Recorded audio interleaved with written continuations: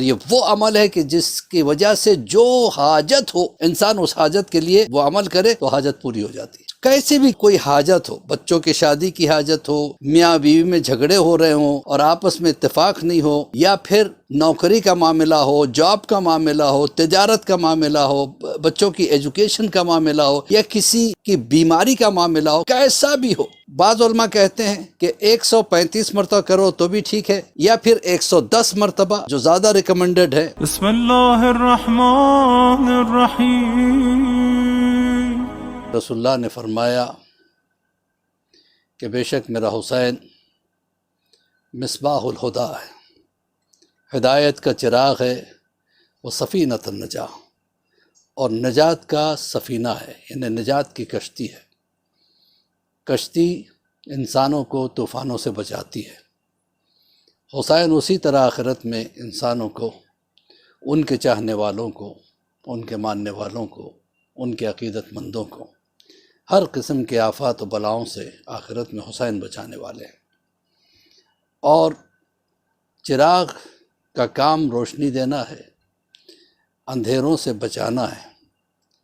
تو حسین دنیا میں ضلالت کے اندھیروں سے بچاتے ہیں، بے دینی کے اندھیروں سے بچاتے ہیں۔ جو حسین کے مجلس میں آ جاتا ہے وہ کبھی بدعقیدہ نہیں ہوتا۔ عزیزان محترم، آخرت چاہیے تو حسین کے پاس آؤ، نجات چاہیے تو حسین کے پاس آؤ۔ اور ہر مجلس سے پہلے جیسے کہ آپ حضرات جانتے ہیں کہ میں کچھ نہ کچھ تحفہ ضرور دیتا ہوں۔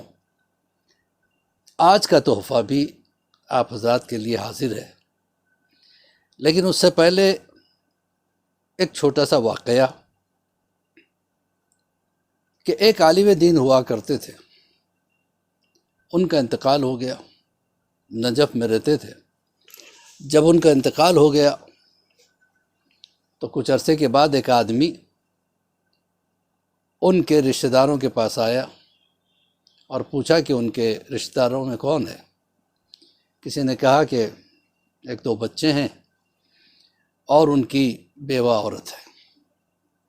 اس نے کہا کہ میرے پاس رسید ہے، مرحوم نے میرے پاس اتنا قرضہ لیا تھا لیکن ادا کرنے سے پہلے دنیا سے چلے گئے، لہٰذا میں وہ قرضہ وصولنے کے لیے آیا ہوں۔ اس بیوہ عالم دین کی جو بیوی تھی، وہ بیوہ جو ہے، اس نے ہاتھ جوڑ کے کہا کہ دیکھو ہم بڑے غربت کے مارے ہوئے ہیں، ایک تو شوہر کا انتقال، اور پھر انہوں نے کچھ چھوڑا ایسا نہیں ہے جس سے اور کوئی اخراجات ہم برداشت کر سکے، ہمارے پاس تو کھانے کے لیے بھی پیسے نہیں ہیں۔ دوسری بات یہ ہے کہ مجھے اچھے طریقے سے یاد ہے انہوں نے کہا تھا کہ انہوں نے قرضہ ادا کر دیا۔ کہا کہ اس کی کوئی رسید ہے؟ کہ رسید تو میرے پاس نہیں ہے، لیکن انہوں نے جب کہا ہے ادا کر دیا تو ادا کر دیا ہوگا۔ کہ ہوگا نہیں، تمہارے پاس کوئی ثبوت ہے تو دکھاؤ۔ کہا میرے پاس تو کوئی ثبوت نہیں۔ کہا پھر تو اس کا مطلب یہ ہے کہ آپ کو میرے پیسے ادا کرنے ہوں گے۔ اب وہ بیچاری بیوہ نے کہا کہ مجھ پہ ترس کھاؤ، میرے پاس کچھ نہیں ہے۔ کہا ایسے نہیں چلے گا، میں چیف جسٹس کے پاس جاتا ہوں، میں قاضی کے پاس جاتا ہوں۔ اس وقت کے جو قاضی تھے ان کے پاس وہ گئے، جا کے انہوں نے کہا کہ بھائی دیکھیے یہ معاملہ ہے۔ قاضی نے کہا کہ اگر اس بیوہ عورت نے یہ کہہ دیا کہ اس کے شوہر نے پیسے ادا کر دیے تو مجھے یقین ہے ادا کر دیے ہوں گے، کیونکہ میں اچھے سے جانتا ہوں وہ بے پناہ شریف عورت ہے اور وہ جھوٹ نہیں بول سکتی، کبھی اس کو میں نے جھوٹ بولتے دیکھا نہیں، میں بہت اچھے طریقے سے ان کو پہچانتا ہوں۔ کہا نہیں، ان کے پاس کوئی ثبوت نہیں ہے، میرے پاس ثبوت ہے۔ کہ کچھ بھی ہو میں یہ کیس لینے کے لیے تیار نہیں ہوں۔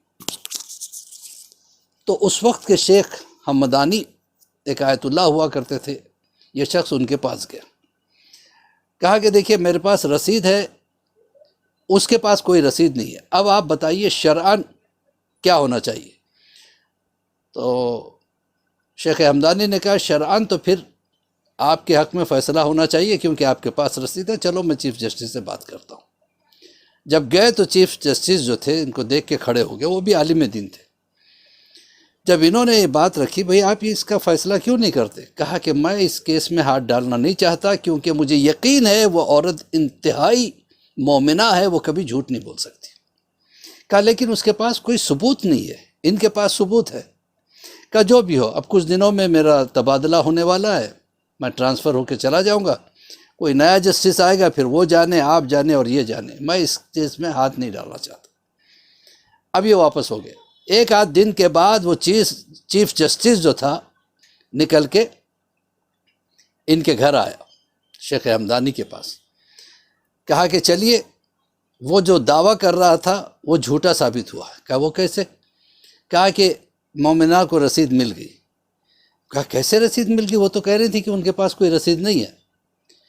کہا کہ انہوں نے ایک عمل کیا، جناب سیدہ کا عمل۔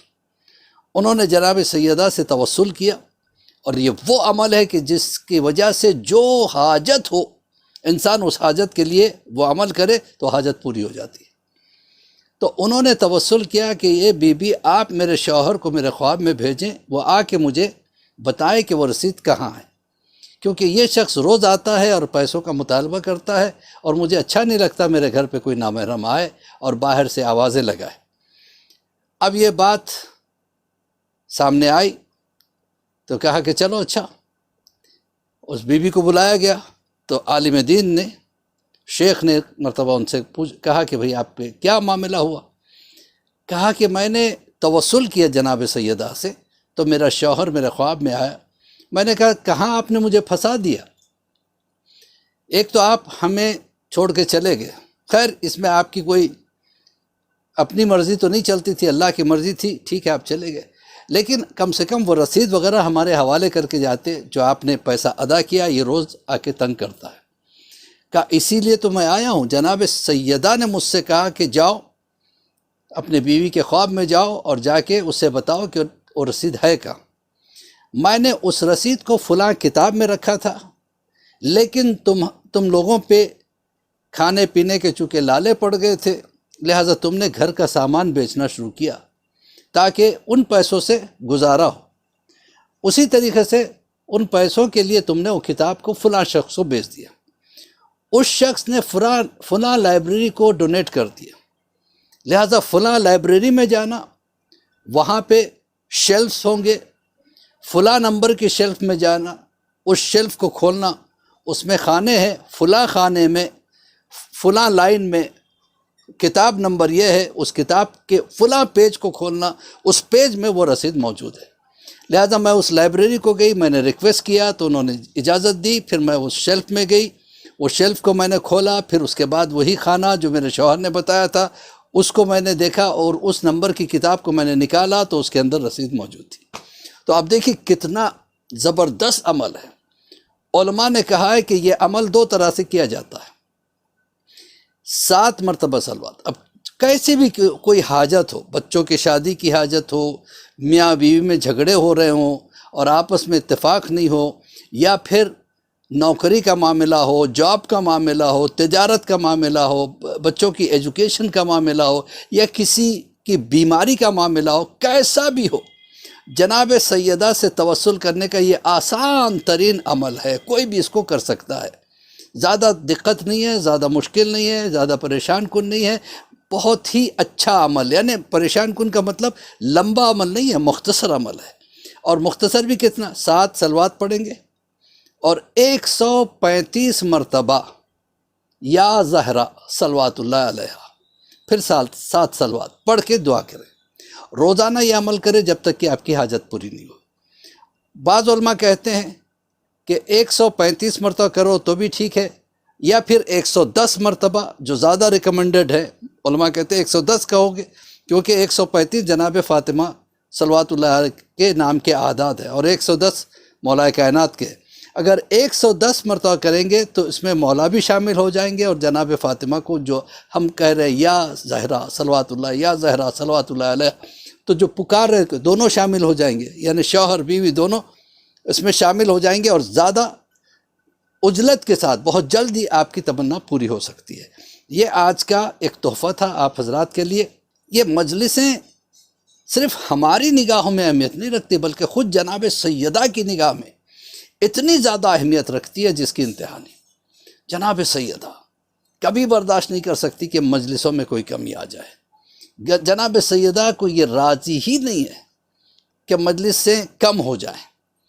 ایک بیچارہ آدمی ہر سال عشرہ محرم کرتا تھا، ایک مرتبہ اس کا ایکسیڈنٹ ہو گیا تو وہ بیڈ ریڈن ہو گیا، 6 مہینے سے وہ اٹھ ہی نہیں سکا، یہاں تک کہ محرم آ گیا۔